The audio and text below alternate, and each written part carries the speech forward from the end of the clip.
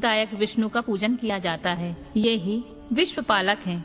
इस प्रकार पश्चिम भाग में शंभु के शिव रूप का, जो पश्चिम तत्वों का साक्षी 26वां तत्व रूप है, पूजन करके उत्तर दिशा में भगवान विष्णु का पूजन करना चाहिए। इनके प्रथम आवरण में वासुदेव को पूर्व में, अनिरुद्ध को दक्षिण में, प्रनुद्ध को पश्चिम में और संकर्षण को उत्तर में स्थापित करके इनकी पूजा करनी चाहिए। प्रथम आवरण बताया गया है। अब द्वितीय शुभ आवरण बताया जाता है। मत्स्य, कूर्म, वराह, नरसिंह, वामन, तीनों में से एक राम, आप, कृष्ण और हयग्रीव, ये तीनों आवरण में पूजित होते हैं। तृतीय आवरण में पूर्व भाग में चक्र की पूजा करें। दक्षिण भाग में कहीं भी प्रतिहत न होने वाले नारायणास्त्र का यजन करें। पश्चिम भाग में पंचजन्य का और उत्तर भाग में शांग धनुष की पूजा करें। इस प्रकार 3 आवरणों से युक्त साक्षात विश्व नामक परम हरि महाविष्णु की, जो सदा सर्वत्र व्यापक है, मूर्ति की भावना करके पूजा करें। इस तरह विष्णु के चतुर्व्यूह क्रम से 4 मूर्तियों का पूजन करके क्रमशः उनके 4 शक्तियों का पूजन करें। प्रभा के अग्नि कोण में सरस्वती का, नैऋत्य कोण में गणाम्बिका का और वायव्य कोण में लक्ष्मी जी का, ईशान कोण में पूजन करें। इस प्रकार भानु आदि मूर्तियां और उनकी शक्तियों का पूजन करके उसी आवरण में लोकेश्वरों की पूजा करें। उनके नाम इस प्रकार हैं: इंद्र, अग्नि, यम, निरुति, वरुण, वायु, सोम, कुबेर और ईशान। इस प्रकार चौथे आवरण की विधि पूर्वक पूजा संपन्न करके 12 भाग में महेश्वर के आयुधों की अर्चना करें।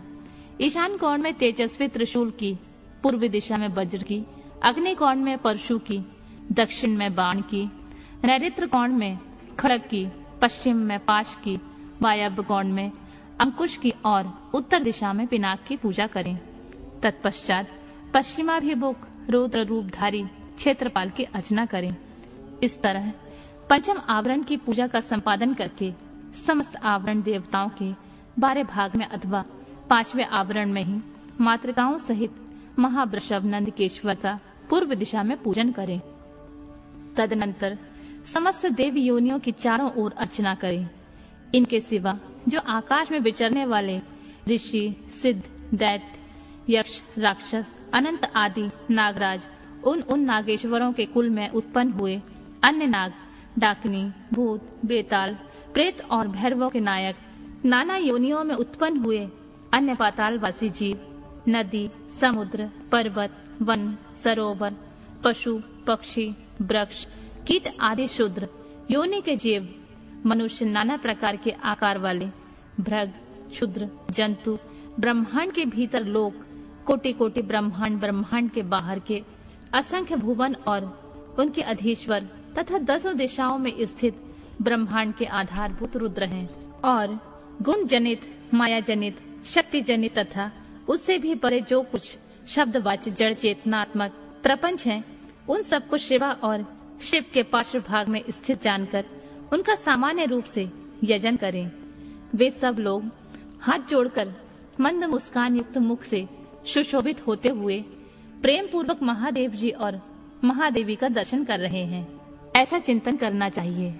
इस तरह आवरण पूजा संपन्न करके विक्षेप की शांति के लिए पुनः देवेश्वर शिव की अर्चना करने के पश्चात पंचाक्षर मंत्र का जप करें। तदनंतर शिव और पार्वती के सम्मुख उत्तम व्यंजनों से युक्त तथा अमृत के समान मधुर, शुद्ध और मनोहर महाचरु का नैवेद्य निवेदन करें। यह महाचरु 32 आड़क लगभग 3 मन 8 सेर का हो तो उत्तम है, और कम से कम 1 आड़क 4 सेर का तो हो तो निम्न श्रेणी का माना गया है।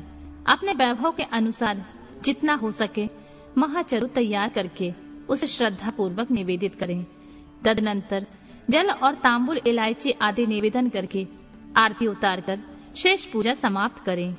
याग के उपयोग में आने वाले द्रव्य, भोजन, वस्त्र आदि को उत्तम श्रेणी का ही तैयार करा कर दें। भक्तिमान पुरुष वैभव होते हुए धन व्यय करने में कंजूसी न करे। जो शठ या कंजूस है और पूजा के प्रति उपेक्षा की भावना रखता है, वह यदि कृपणतावश कर्म को किसी अंग से हीन कर दे तो उसके वे काम्य कर्म सफल नहीं होते, ऐसे सत्पुरुषों का कथन है। इसलिए मनुष्य यदि फल सिद्धि का इच्छुक हो तो उपेक्षा भाव को त्याग कर संपूर्ण अंगों के योग से काम्य कर्मों का संपादन करे। इस तरह पूजा समाप्त करके महादेव और महादेवी को प्रणाम करे। फिर भक्ति भाव से मन को एकाग्र करके स्तुति पाठ करे। स्तुति के पश्चात साधक उत्सुकता पूर्वक कम से कम 108 बार और संभव हो तो 1000 से अधिक बार पंचाक्षरी विद्या का जप करे। तत्पश्चात क्रमशः विद्या और गुरु की पूजा करके अपने अविद्या और श्रद्धा के अनुसार यज्ञ मंडप में सदस्यों का भी पूजन करे। फिर आवरणों सहित देवेश्वर शिव का विसर्जन करके यज्ञ के उपकरणों सहित वह सारा मंडल गुरु को अथवा शिव चरण आश्रित भक्तों को दे दे, अथवा उसे शिव के ही उद्देश्य से शिव के क्षेत्र में समर्पित कर दे, अथवा समस्त आवरण देवता का यथोचित रीति से पूजन करके 7 प्रकार के होम द्रव्यों द्वारा शिवाग्नि में इष्ट देवता का यजन करे। तीनों लोकों में विख्यात योगेश्वर नामक योग है। इससे बढ़कर कोई दूसरा योग त्रिभुवन में कहीं नहीं है। संसार में कोई ऐसी वस्तु नहीं है जो इससे साध्य ना हो। इस लोक में मिलने वाला कोई फल या परलोक में इसके द्वारा सब सुलभ है। यह इसका फल नहीं है, ऐसा कोई नियंत्रण नहीं किया जा सकता, क्योंकि संपूर्ण श्रेयों रूप साध्य का यह श्रेष्ठ साधन है। यह निश्चित रूप से कहा जा सकता है कि पुरुष जो कुछ फल चाहता है वह सब चिंतामणि के समान इसे प्राप्त हो सकता है। तथापि किसी क्षुद्र फल के उद्देश्य से इसका प्रयोग नहीं करना चाहिए, क्योंकि किसी महान से लघु फल की इच्छा रखने वाला पुरुष स्वयं लघुतर हो जाता है। महादेव जी के उद्देश्य से महान या अल्प जो भी कर्म किया जाए वह सब सिद्ध होता है। अतः उन्हीं के उद्देश्य से कर्म का प्रयोग करना चाहिए। शत्रु तथा मृत्यु पर विजय पाना आदि जो फल दूसरों के सिद्ध होने वाले नहीं हैं, उन्हीं लौकिक या पारलौकिक फलों के लिए विद्वान पुरुष इसका प्रयोग करें। महापातकों में, महान रोग से, भय आदि में तथा दुर्भिक्ष आदि में यदि शांति करने की आवश्यकता हो तो इसी से शांति करें। अधिक बढ़ चढ़कर बातें बनाने से क्या लाभ। इस योग को महेश्वर शिव ने शैवों के लिए बड़ी भारी आपत्ति का निवारण करने वाला अपना निजी अस्त्र बताया है। अतः इससे बढ़कर यहाँ अपना कोई रक्षक नहीं है। ऐसा समझकर इस कर्म का प्रयोग करने वाला पुरुष शुभ फल का भागी होता है। जो प्रतिदिन पवित्र एवं एकाग्रचित होकर स्तोत्र मात्र का पाठ करता है वह भी अभीष्ट प्रयोजनों का अष्टमांश फल पा लेता है।